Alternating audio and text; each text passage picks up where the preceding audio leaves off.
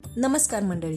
एक सण चुकला तर एक संधी चुकते. 2026 मध्ये कोणता सण कधी आणि काय येतो हे माहिती नसेल तर हा व्हिडिओ तुमच्यासाठीच आहे.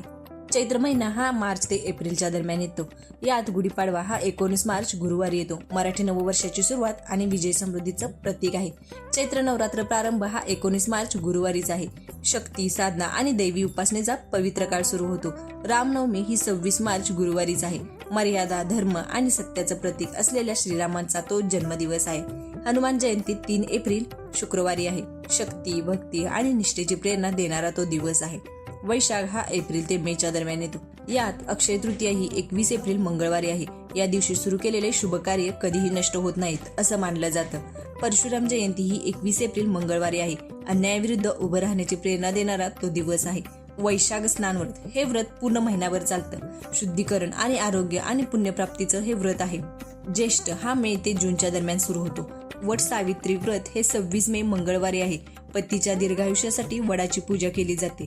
ज्येष्ठ अमावस्या 3 जून बुधवारी आहे. पितृकार्य आणि आत्मशुद्धीसाठी महत्वाचा दिवस मानला जातो.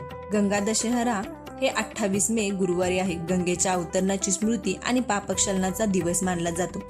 आषाढ हा जून ते जुलैच्या दरम्यान येतो. आषाढी एकादशी 26 जून शुक्रवारी येते. विठोबाच्या भक्तीचा आणि वारी परंपरेचा महोत्सव आहे. पंढरपूर वारी ही जूनच्या शेवटच्या कालावधीत येते. ती समता, भक्ती आणि एकतेचं जिवंत उदाहरण आहे. चातुर्मास प्रारंभ हा 26 जून शुक्रवारी येतो. साधना, संयम आणि आत्मचिंतनाचा काळ सुरू होतो. श्रावण हा जुलै ते ऑगस्टच्या दरम्यान येतो. यात 4 श्रावणी सोमवार आहेत. जुलै ते ऑगस्टच्या दरम्यान येतात. भगवान शंकराच्या उपासनेसाठी अत्यंत पवित्र काळ मानला जातो. नागपंचमी ही 27 जुलै सोमवार येते. निसर्ग आणि सर्पपूजेचं प्रतीक आहे. हरतालिका तृतीया 18 ऑगस्ट रोजी मंगळवारी आहे. वैवाहिक सौख्य आणि निष्ठेचं व्रत केलं जातं. भाद्रपद हे ऑगस्ट ते सप्टेंबरच्या दरम्यान येते. यात गणेश चतुर्थी 16 सप्टेंबर बुधवारी म्हणजेच विघ्नहर्ता गणपती बाप्पांच्या आगमनाचा उत्सव आहे. गौरी पूजन हे 17 ते 18 सप्टेंबर म्हणजेच गुरुवार शुक्रवारी आहे. सौभाग्य, समृद्धी आणि मातृत्वाचं प्रतीक आहे. अनंत चतुर्थी ही 26 सप्टेंबर रोजी शनिवारी आहे. अनंत भगवानाच्या कृपेचं हे व्रत आहे. हा व्हिडिओ इथपर्यंत पाहिलात म्हणजेच पुढचा भाग अजून महत्वाचा आहे, कारण आता येत आहेत सगळ्यात शक्तिशाली महिने. अश्विन महिना हा सप्टेंबर ते ऑक्टोबरच्या दरम्यान येतो. यात नवरात्र प्रारंभ हा 10 ऑक्टोबर शनिवारी आहे. शक्ती उपासनेचा आणि 9 दिवसांचा महापर्व आहे. दुर्गाष्टमी ही 17 ऑक्टोबर शनिवारी येते. देवीच्या शक्तीचं सर्वोच्च रूप मानलं जातं.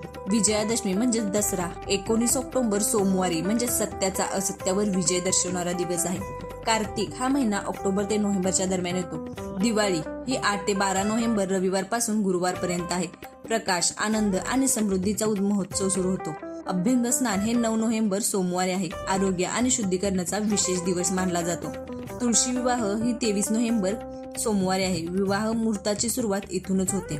मार्गशीर्ष महिना हा नोव्हेंबर ते डिसेंबरच्या दरम्यान येतो. गीता जयंती 14 डिसेंबर सोमवारी येते. श्रीकृष्णांनी गीतेचा उपदेश दिल्याचा हा दिवस आहे. दत्त जयंती 14 डिसेंबर सोमवारी येते म्हणजेच गुरुतत्वाचं प्रतीक असलेल्या दत्तात्रेयांचा जन्मदिवस आहे. मार्गशीर्ष गुरुवार व्रत हे व्रत पूर्ण महिनाभर चालतं. लक्ष्मीची कृपा व्हावी म्हणून हे व्रत पूर्ण महिनाभर केलं जातं. पौष हा डिसेंबर ते जानेवारीच्या दरम्यान येतो. सूर्य उपासना आणि तिळदान पूर्ण महिनाभर केलं जातं. दान, तप आणि ऊर्जा शुद्धीचा काळ मानला जातं. पौष अमावस्या 28 डिसेंबरला सोमवारी पौष अमावस्या आहे. पितृशांती आणि दानासाठी महत्वाचा दिवस आहे. मकर संक्रांती ही 14 जानेवारी बुधवारी आहे. यात सूर्य उत्तरायणाला जातो आणि शुभ काळ सुरू होतो. माघ महिना जानेवारी ते फेब्रुवारीच्या दरम्यान येतो. माघ स्नान प्रारंभ 15 जानेवारी गुरुवारी येतं. पवित्र स्नान आणि दानाचा हा काळ मानला जातो. मौनी अमावस्या ही 17 फेब्रुवारी मंगळवारी आहे. मौन, तप आणि आत्मशुद्धीचा दिवस मानला जातो. माघ दान व्रत हे पूर्ण महिनाभर केलं जातं. दान धर्मासाठी सर्वोत्तम काळ मानला जातो. फाल्गुन महिना हा फेब्रुवारी ते मार्चच्या दरम्यान येतो. यात महाशिवरात्री ही 15 फेब्रुवारी रविवारी आहे. संयम, तप आणि शिवभक्तीचा महान दिवस मानला जातो. होळी म्हणजेच होलिका दहन हे 3 मार्च मंगळवारी आहे.